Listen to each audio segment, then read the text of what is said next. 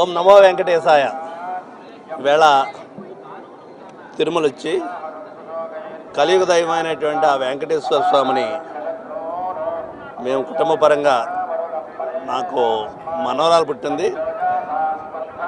మా సాంప్రదాయం ప్రకారంగా స్వామికి తలనీలాలు అర్పించడం అనేటువంటిది మనందరం చేస్తున్నటువంటి సనాతనంగా అందరికీ వస్తున్నటువంటి సాంప్రదాయం. ఆ ప్రకారంగానే వచ్చాము. ఇక్కడికి స్వామిని దర్శనం చేసుకున్నాం.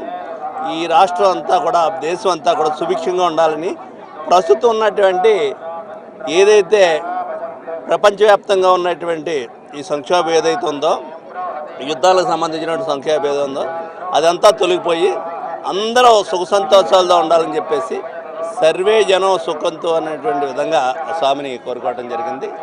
అందరికీ నమస్కారం. నేషనల్ హ్యూమన్ రైట్స్ కమిషన్ నుండి మెంబర్గా నేను అప్పుడప్పుడు ఇక్కడ వస్తూ వెళ్తూ ఉంటాను. నా పర్యటన సహజంగా ఎప్పుడు కూడాను దేశవ్యాప్తంగా ప్రతి నెల కూడా 10-15 రోజులు పర్యటన చేస్తూనే ఉంటాను. అందులో భాగంగా ఈ సేవ్ మన ఆంధ్రప్రదేశ్లో వచ్చినప్పుడు స్వామివారి దర్శనం చేసుకుని ఆయన కృప కోసం వస్తూ ఉంటాను. ఏదైతే human rights commission vulnerable and marginalised people కోసంగా వాళ్ళ యొక్క హక్కుల్ని పరిరక్షించడం కోసం పనిచేస్తున్నటువంటి సంస్థ.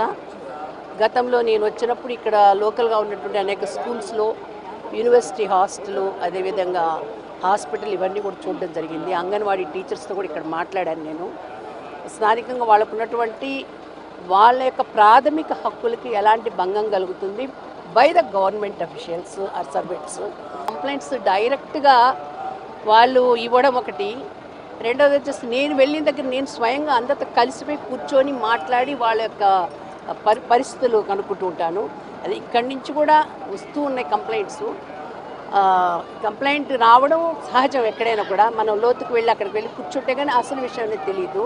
అందువల్ల కంప్లైంట్ ఎందుకు వచ్చింది, ఏమని వచ్చింది అని చెప్పడం కూడా సబబు కూడా కాదు. ఎందుకనంటే నిజాలు తెలుసుకుంది నిర్ధారణ కానీ మాట్లాడకూడదు.